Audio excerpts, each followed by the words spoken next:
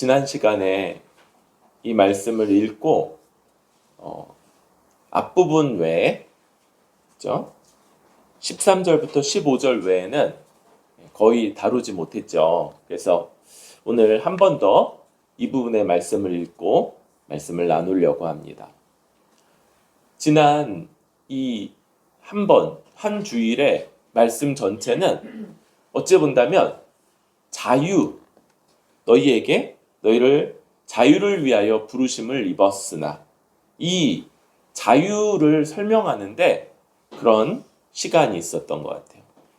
이 헤어나올 수 없는 깊은 종됨, 이 저항할 수 없고 대부분의 사람들은 저항할 생각조차 하지 못하고 살아가고 가끔씩 때때로 그것도 주께서 주시는 은혜일지 몰라요. 깨우쳐서 그 종됨에 아주 심각하게 현저하게 저항해 본 사람들마다 그 종됨을 피할 길이 없음을 깨닫고 절망하고 낙심하는 것. 그래서 우리의 심령을 깊이 이 신앙을 갖지 못한 채로 깊이 돌아본 사람들마다 대부분 빠졌던 것이 깊은 절망인 거죠. 깊은 절망. 이런 종됨을 이해하지 못하면 이런 배경 없이는 자유를 위해 부르심을 입었다는 걸 이해하거나 깨달을 수 없었던 거죠. 그래서 오늘 이제 계속 나가야 되겠지만 여기만 멈춰 있으면 안 되겠죠? 나가야 되겠지만 이 부분은 우리에게 있어서 하나님이 요구하시는 방식의 삶과 생활 이런 것들을 다루는 데 있어서 대단히 압축적이다라는 것. 복음은 두 가지를 동시에 붙잡아야만 한다고 얘기해요.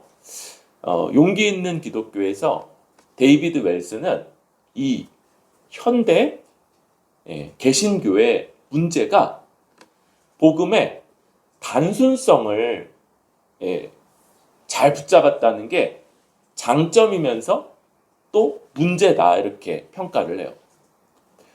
어떤 거냐면 민주주의 사회가 됐죠. 근데 민주주의와 함께 어떤 분위기 흐름들이 많이 생겨났냐면 대중주의, 대중의 수준에 맞추는 것. 대부분의 사람들이 이해하고 동의하고 깨닫고 그게 맞다고 여기는 게 옳은 것, 그게 진리인지 아닌지를 판단하는 기준이 됐다는 거죠. 그리고 거기에 맞춰서 단순해졌어요. 기독교의 복음이. 그러니까 단순하니까 어때요? 단순하고 명료하고 확실하고 또 누군가에게 전하기도 쉽죠. 아주 극도로 단순화된 복음은 어떤 거예요? 예수 믿으면 구원받아. 이런 거겠죠. 놀랍게도 놀라운 건 뭐냐면 놀랍게도 그렇게 단순화된 복음을 듣고도 구원받는 사람들이 나왔다는 거예요. 그런 사람들이 믿겠다고 회심하는 사람들이 나왔던 거죠. 구원받았다는 말보다는 회심하는. 물론 이제 그게 진정한 회심인가 이런 것들은 또 고민할 부분이 있지만 어쨌든 간에 그럼에도 불구하고 나 예수 믿을게요. 그런 사람들이 나왔다는 거예요. 그런데 이게 약점이기도 한 거예요. 뭐냐면 복음의 깊이와 풍성함. 다른 말로 한다면 복음이 가지는 그 복잡성을 놓쳐버려요. 또 다른 말로 한다면 복음의 초월성이라고도 할 수 있을 거예요. 여러분 저는 이제 여러분들이 아시는 것처럼 한책의 사람들 간사로 15년 있었죠. 그런데 이제 한책의 사람들은 신대원생들을 주로 다루다 보니까 신학대학원생들에게 꼭 필요한 본문들이 정해져 있어요. 6개가 딱 정해져 있어요. 근데 신학교는 이제 보통 6학기가 지나면 돌아가거든요. 그러니까 같은 본문이 돌아가는 거예요. 그래서 어떤 본문을 이제 수치상으로 따지면 같은 본문을 5번씩을 연구를 한 거예요. 그 학기 본문으로만. 그런데 이제 학기 본문으로 연구하기 위해서는 또 먼저는 우리 간사님들하고 한번 연구하고 리더들하고 한번 연구하고 그 다음에 재학생들하고 한번 연구하고. 근데 학기 본문만 있는 게 아니잖아요. 저는 그러니까 뭐 그 본문으로 교회에서 설교도 하고 어디 가서 강의도 하고 막 그러다 보니까 어떤 본문들을 막 20번 막 이렇게 같은 본문을 본 거예요. 그런데 놀랍게도 지난번에 다 아는 내용들을 다시 보는데 어떠냐면 또 볼 게 있어요. 그 말씀으로 또 깨닫는 게 있고요. 또 그 말씀으로 깨우치는 게 있는 거예요. 이 갈라디아서 같은 본문이 특별히 학기 본문이었어요. 그래서 사실은 엄청 많이 봤거든요. 그런데 이렇게 그 몇 절만으로도 그 지혜와 깊이와 이런 것들이 있는 거예요. 말씀은 우리가 평생 알아가기에 충분한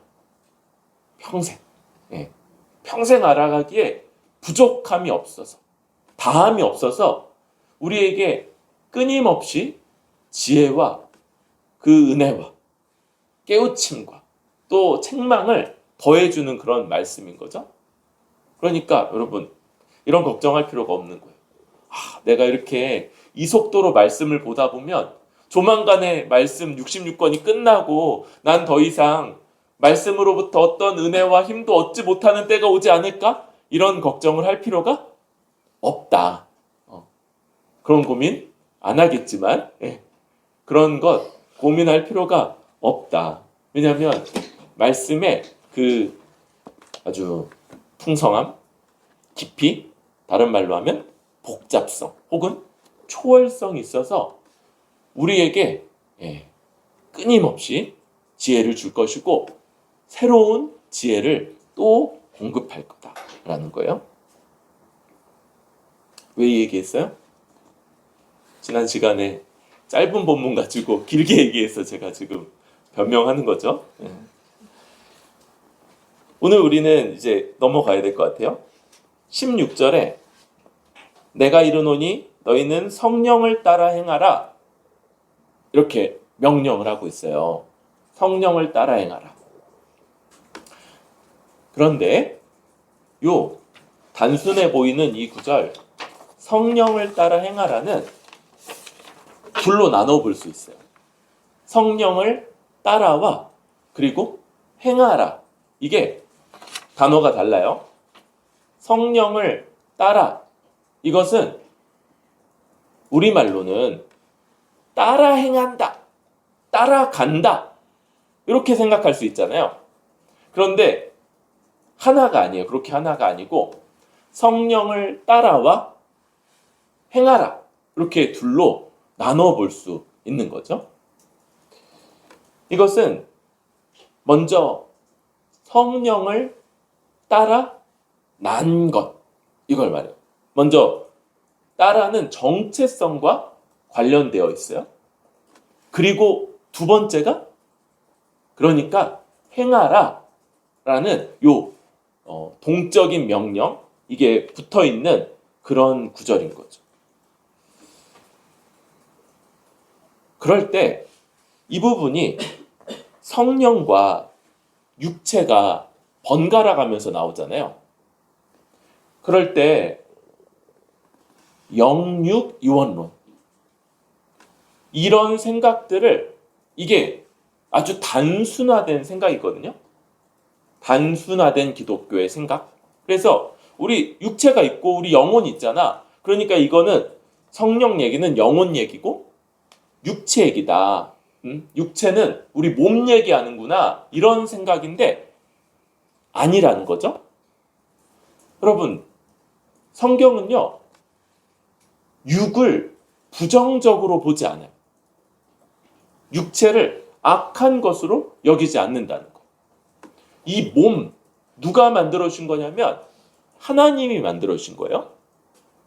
우리 몸에 있는 여러 기능들, 기관들, 또 활동들, 이런 것들은요, 기본적으로 선하고 하나님을 찬양하기에 합당한 것들인 거예요.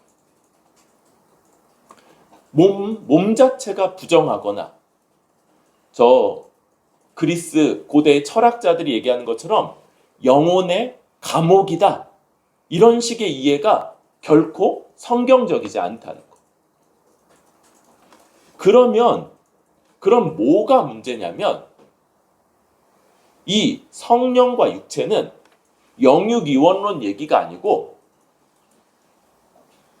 이 육신이 바로 옛 존재. 근데 옛 존재가 어떻다고요? 지난 시간에 그렇게 얘기했던 죄에 종되어 있으며 지배에서 벗어나지 못하는 존재로서의 그 모든 것, 그 존재 방식과 생활 방식이 육체인 거예요. 그러면 성령은 뭔가요? 성령은 새롭게 지어진 자, 새롭게 태어난 자로서의 새 존재 방식, 생활 방식이 바로 성령이라고 그렇게 요약되는 거예요. 여러분, 이거 어렵나요? 다시 한번 설명하자면, 우리가 구원받기 전에 죄의 종, 노예로서 판단하고 생각하고 선택하며 살아왔던 우리의 그 모든 방식들, 이게 육체라는 이름으로 정리가 되는 거예요. 그냥 몸 얘기하는 게 아니고. 반대로 그럼 성령은 뭐냐? 새롭게 지음받은, 새롭게 태어난 자로서의 생각과 판단과 결정, 그리고 존재 방식, 이게 성령이라는 거예요. 그럴 때 성령을 따라는 성령으로 태어난 자, 성령으로 새롭게 피조된 자, 이런 방식으로 설명이 되는 거죠. 성령으로 새롭게 피조될 때 그 새롭게 난 자는 영혼만 그렇게 된 게 아니고 육체와 영혼이 통일체로서 그렇게 빚어진 그런 존재, 그게 바로 성령을 따라 태어난 자인 거예요. 왜 성령 얘기를 그렇게 하는 거예요? 여러분, 우리 계속 봐왔던 것들이 있죠? 얼마 전에도 봤던 것처럼 임신하지 못한 여자의 그 이야기, 그죠? 또 구약에서 사라가 그랬고, 그죠? 또한 구약의 여러 여인들이 그러했죠. 임신하지 못하는 사람. 우리가 스스로 거듭나지 못하는 자, 스스로는 새로운 존재 되는데 완전히 불가능한 죄의 종, 죄의 지배 아래 있는 자라는 개념에서, 그런데 성령 곧 하나님이요, 하나님의 능력으로 새롭게 빚어진 자요, 새롭게 태어난 자, 그리고 이 새롭게 되는 데 있어서 뭐가 필요했어요? 우리 주님의 십자가, 대속, 대가 치름이 필요했던 거죠. 주님이 우리 대신에 우리가 치러야 될 죄의 값을, 죄에 대한 형벌을 주님이 대신 받으심으로 값치르셨고, 이제 그것을 근거로 해서 하나님이 우리에게 성령을 보내시고 새 존재 되게 하시는 것, 이게 성령을 따라인 거예요. 성령을 따라. 그리고 그렇게 성령을 따라 난 자, 새롭게 빚어진 자, 이 두 가지를 제가 동시에 쓰는 거예요. 하나는 출생의 비유, 그죠? 새롭게 태어나 중생이라고 하는. 또 하나는 뭡니까? 재창조. 하나님이 예수 믿는 자들을 마치 창세 때 세상을 창조하신 것처럼 새롭게 창조하신다는 요 두 가지를 계속해서 제가 사용해서 설명하고, 우리가 그리스도의 십자가 대속으로 성령님의 역사, 이 모든 것들은 성부 하나님의 계획 속에 있었던 거죠. 이것들이 이루어짐으로써 지금 여기 있는 이 사람이 영육을 가진 새 존재, 새롭게 창조됐다는 면에서, 또 새롭게 태어났다는 면에서 그런 존재라는 것들을 믿고 확신하고 그리고 그대로 행하라 라는 명령이 성령을 따라 행하라 라는 그런 명령인 거예요. 이게 우리에게 주어져 있는 명령이고, 여러분, 성령을 따라 난 자, 성령으로 새롭게 지어진 자만이 성령을 따라 행할 수 있어요. 우리가 그러한 존재라는 것.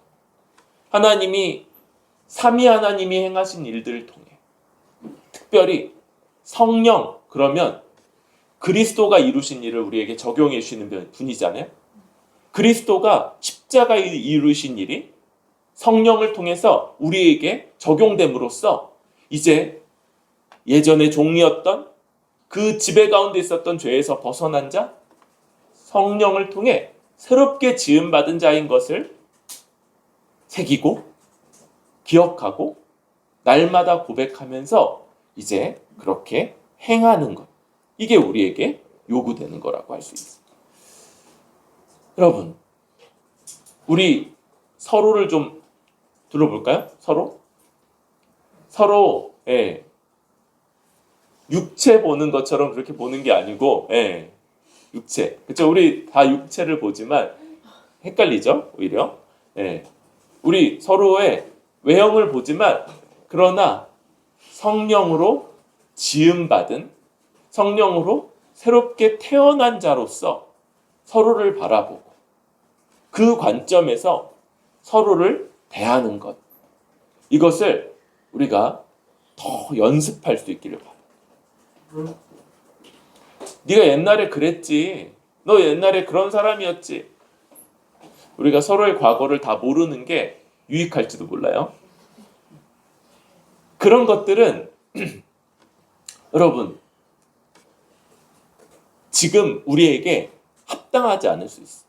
오히려 성령께서 새롭게 창조하셨는데, 새로 나게 하셨는데, 너 조금 이상한 것 같다. 왜 예전같이 그렇게 생각하고 판단하느냐.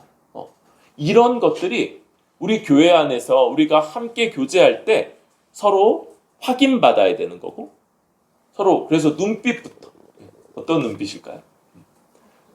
그런 눈빛, 좋은 눈빛, 성령이 새로 지은 자를 바라보는 그 눈빛으로 서로를 바라보고, 그리고 그런 기준으로 생각하고, 나 자신에 대해서도, 또 우리에게 당면한 여러 문제들에 대해서도 그 기준으로 판단하고 사고하고 그리고 결정하는 것, 이것이 성령을 따라 행하는 그런 방식이고, 교회가 그걸 돕는 것.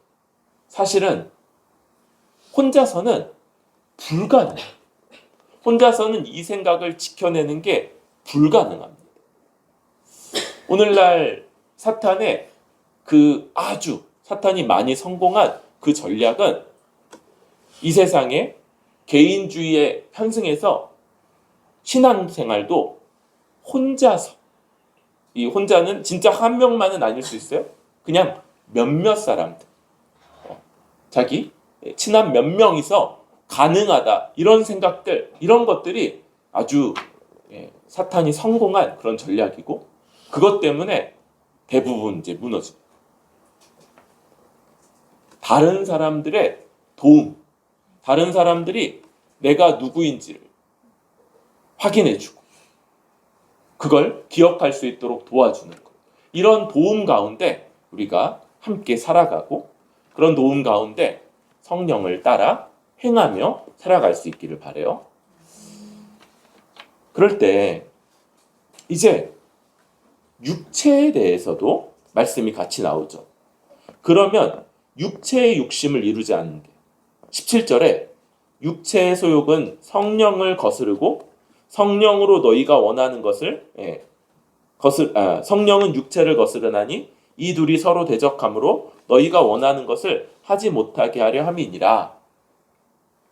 여러분, 지금 이 17절 말씀이 육체는요, 육체 또한 성령을 거스르고요, 성령은 육체를 거슬러요. 그래서 지금 어떤 싸움이 벌어지고 있는 그런 그림을 그려내고 있고 그 안에서 원하는 대로 마음대로 그렇게 막 행하지 못하게 하는 이런 일들이 있는 거예요. 이 싸움, 27절에 나오는 이 싸움은요, 여러분, 먼저는 우리에게 그 싸움이 있다는 것. 일단은 이런 싸움 가운데 있다는 것 자체가 성령으로 새롭게 태어났다. 성령으로 새롭게 지음 받았다라는 걸 전제하고 있는 거예요. 그러지 않으면 이런 싸움이 우리 안에 벌어지지 않았을 거예요.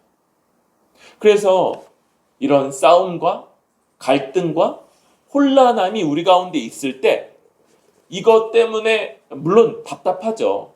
어려울 수 있고 그럼에도 불구하고 이런 싸움 가운데 있다는 것 자체가 하나님의 은혜의 구원 역사 가운데 있는 그런 모습이라고 할 수 있어요. 여기서 구원 역사라는 건 구원받고 천국 갔다는 것만을 얘기하진 않아요. 왜냐하면 이 싸움 가운데 우리가 아는 것처럼 어떤 사람들은 뒤에 나오는 육체의 일로 결국은 빠져들고 그래서 21절에 말하는 것처럼 이런 일을 하는 자들은 하나님의 나라를 유업으로 받지 못할 것이요. 그렇죠? 하나님의 나라를 유업으로 받지 못하는 자들이 이런 싸움 가운데 있기도 하다는 걸 우리는 말씀을 통해서 그리고 우리의 경험을 통해서 알고 있어. 그러니까 이런 싸움이 있다는 것이 하나님의 구원 역사 가운데 우리가 지금 있다는 것을 의미하고 그런데 그런 싸움이 있으니까 나는 구원받았구나. 이건 바른 결론은 아닌 거. 두 번째로 이 싸움은 우리가 이 육신을 벗는 날 죽거나 혹은 주님이 우리가 살아있을 때 오셔가지고 다시 부활하게 되는 새 몸을 입게 되는 그 날까지는 끝나진 않을 거예요. 이 싸움은 그래서 이 씨름, 이 싸움을 우리가 계속 끊임없이 겪는다. 이걸 나는 없어요. 나는 이제 이런 싸움들 전에는 있었는데 이제는 그 싸움에서 벗어났고 그 싸움을 이겼고 이제는 더 이상 그렇지 않아요. 여러분, 그 요한일서 1장에 나오는 죄 없다 하면 거짓말하는 자고 하나님을 거짓말하는 자로 만드는 거다. 이런 말씀이 바로 그런 거고. 여러분, 이 싸움은 이 세상에서는 끝나지 않아요. 그러니까 싸움하는 것 그리고 싸움 가운데 어떻게 싸워가는가 이런 것들을 우리가 잘 이해하는 게 중요하겠죠. 그런데 여러분 이제 이걸 대단히 단순화해서 설명하는 것도 들은 적이 있어요. 이게 너무 명료해서 여러분들이 듣기 좋을지 모를 것 같아서 약간 제가 걱정이 되는데 과도한 단순하다라는 걸 먼저 말해주고 세 표가 있다는 거예요. 우리에게는 세 표. 하나는 육체, 육신, 그리고 하나는 성령. 근데 육신은 이 육체 쪽으로 표를 던지고 성령은 성령 쪽으로 표를 던진다는 거예요. 한 표가 더 남았죠. 누구요? 우리 자신. 그래서 우리가 육체 쪽으로 표를 던지면 그러면 육체가 이겨서 저렇게 되고, 반대로 우리가 성령 쪽으로 표를 던지면 여기가 두 표가 돼서 이제 성령 쪽으로 이끌림 받는다. 너무 이렇게 잘 들리잖아요, 여러분? 저는 어쩜 이렇게 단순 명료하게 그렇게까지 잘 표현을 했을까 이런 생각을 하면서, 여러분, 이거는 과도하게 단순한 거예요. 과도하게 단순한 거. 이런 측면이, 이런 부분이 있어요. 그러니까 우리한테 성령을 따라 행하라 라고 그렇게 명령을 하고 있는 거예요. 그렇죠? 그러니까 이런 요소, 우리에게 적극적이고 능동적이고 선택을 하고 그쪽으로 우리 자신을 내어주는 그런 요소가 있고 필요하고 요구된다는 것들을 우리는 알아야 돼요. 성령이 우리를 새 존재하게 되게 하셨으니까 그럼 자동적으로, 자연적으로 그냥 그렇게 인도함 받겠지. 그건 오늘 말씀이 아니죠. 성령을 따라 행하라 라고 명령했으니까 우리가 그 명령을 받아서 순종하고 따라가고 적극적으로 우리 자신을 내어주는 요소, 이런 것들이 들어있다는 것. 그런데 아까 말한 그런 방식은 아니라는 거예요. 그러면 아까 말한 그 방식, 그 너무 명료한 그것만 기억하면 안 되는데, 여러분, 그게 뭐가 잘못됐어요? 그건 여러분, 이 육체와 성령이라고 하는 이 지배적인, 이것은 종되게 만드는 거고 지배하는 요소라고 그랬죠. 이걸 너무 사소하게 말했고요. 우리 자신의 이 결정, 판단, 이걸요 너무 크게 이해한 거예요. 먼저 이전 시대, 우리가 구원받기 전이거나 혹은 아직도 믿음 가운데 있지 아니한 사람들은 이 육체가 절대적인 지배권을 갖고 있다고 했어요. 우리 뭔가를 선택하죠. 그렇죠? 불신자들도 뭘 선택해요. 그런데 언제나 죄로 이끌리고 악으로 이끌려요. 물론 그게 뭐 범죄, 살인, 방화, 이런 얘기들을 하는 게 아니에요. 하나님 앞에서 자기를 위하고 자기만을 위하고 하나님을 사랑하지 않고 이웃을 사랑하는 것과 반대되는 방식, 이게 이제 죄인 거. 이런 쪽으로 그 선택과 판단과 그들의 지혜가 그런 쪽으로 이끌려가는 거예요.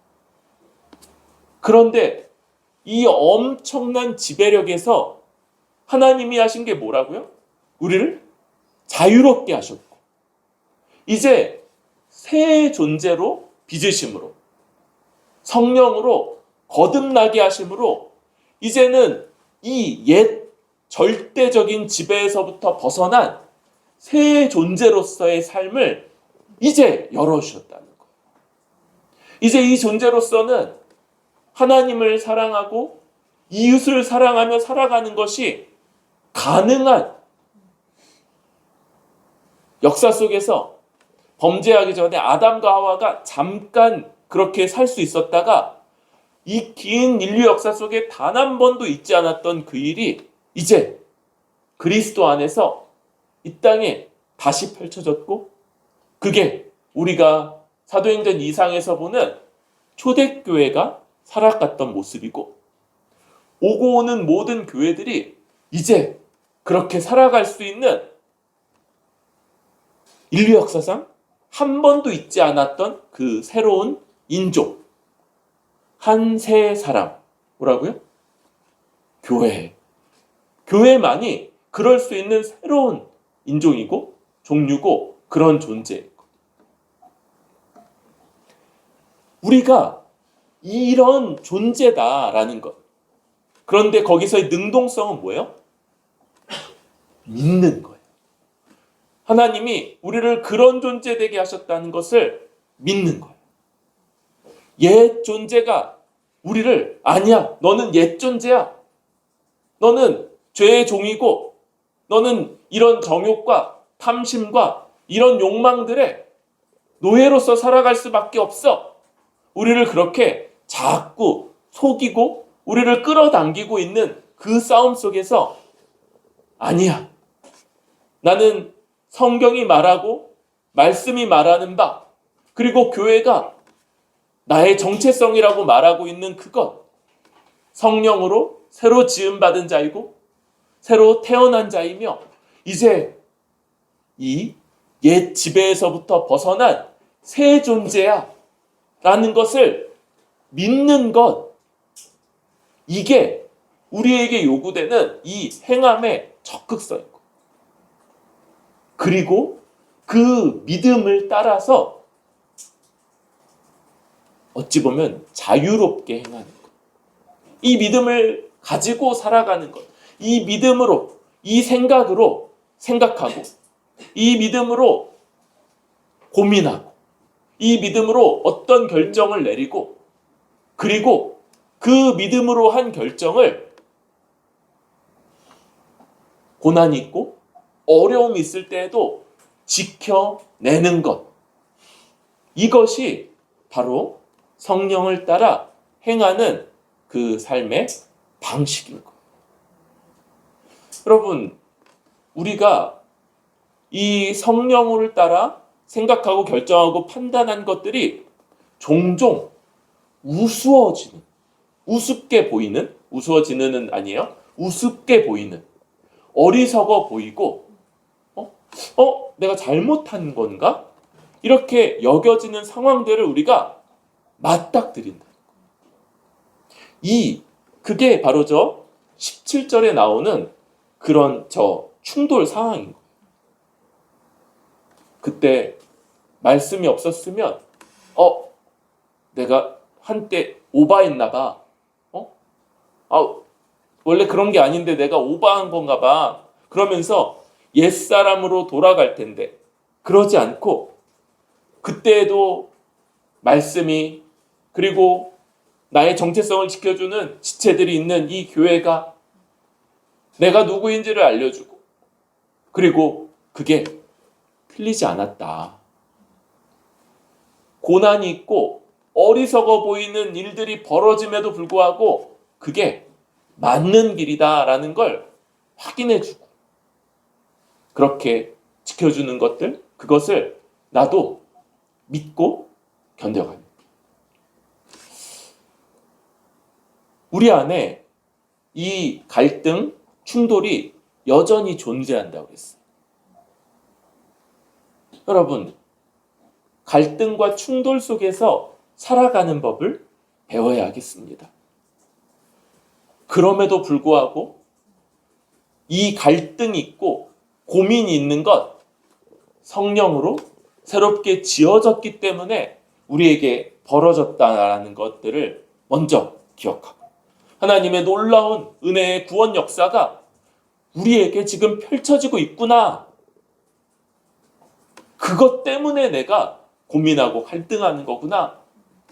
그리고 우리가 이제 조금 뒤에 봐야 되겠지만 히브리서 같은 데서 나오는 저 믿음의 수많은 사람들이 고난 가운데 살아갔던 그 길 나도 약하지만 어떤 사람들처럼 우리 다니엘처럼 사자굴에 한 번도 던져진 적이 없고 새 친구처럼 풀무불에 한 번도 던져져 본 적이 없지만 그럼에도 불구하고 나도 그 계열에 속해 있구나.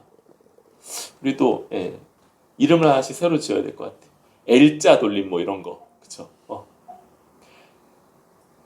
아무튼 그렇게 기억하면서 그리고 우리 자신은 이 기억력이 약하다고 그랬죠?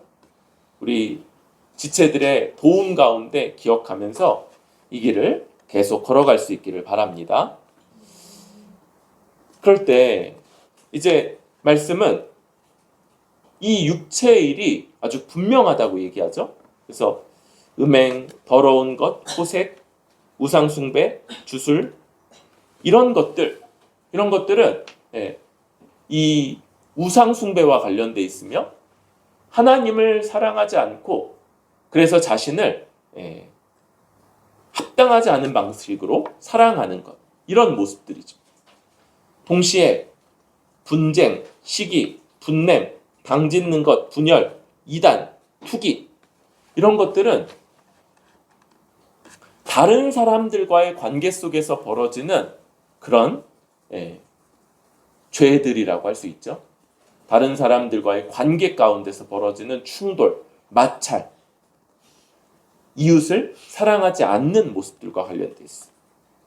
그리고 술 취함, 방탕함 이런 것들은 합당하게 자신을 잘 지키면서 건전하게 살아내지 못하는 그런 모습들과 관련돼 있죠. 그런데 이런 일들에 대해서 이미 얘기했지만 이런 일을 하는 자들은 하나님 나라를 유업으로 받지 못할 것이요. 그래서 우리가 이 구원의 은혜 가운데 들어있다는 것이 이것은 구원은 따놓은 당상이며 나는 어차피 천국 간다라는 것 이런 개념이 아니라는 것들을 또 알아가야 될 필요가 있어요. 여러분 제가 우리 지체들이 다 정회원들이어서 정회원에 대해서 두 가지 얘기를 어찌 보면 상반돼 보이는 얘기를 한다는 걸 여러분들이 생각할지 잘 모르겠어요. 하나는 정회원이 되는 것이 안전하고 그게 하나님의 은혜와 그 구원받는 백성의 삶의 방식으로 안전하다. 이게 교회에 천국 열쇠가 주어져 있기 때문에 지금 그렇게 믿고 따르는 자들이 그 열쇠가 열려져서 하나님 나라에 들어가 있는 자들인 거다. 이런 설명. 그런데 동시에 정회원 그거 아무것도 아니다. 우리가 세례받으면 세례받은 사람이 자동적으로 구원받은 사람이다.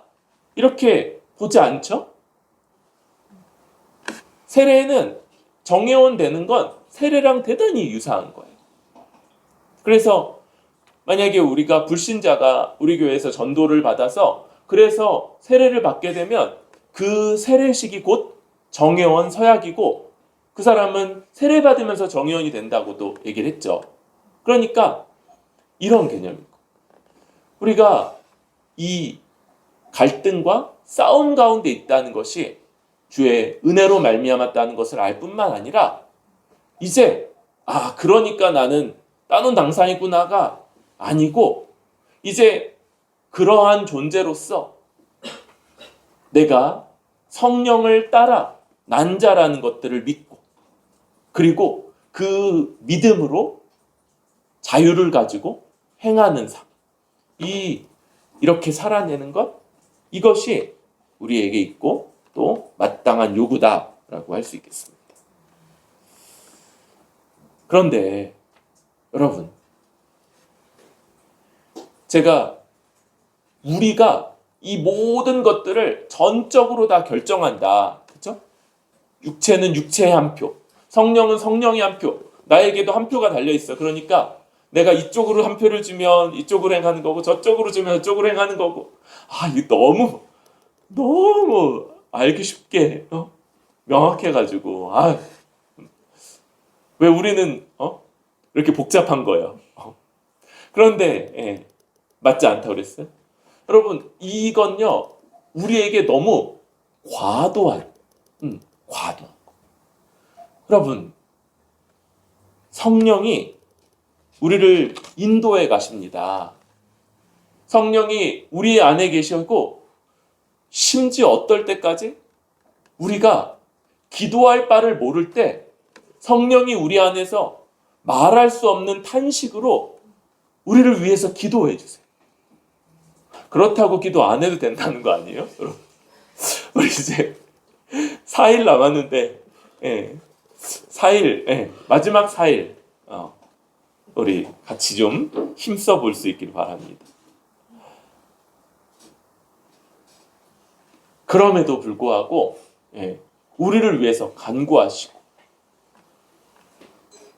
우리를 인도해 가시는 것, 이게 우리에게서 아주 중요한 겁니다. 그래서 성령의 열매를 말해요. 성령의 열매.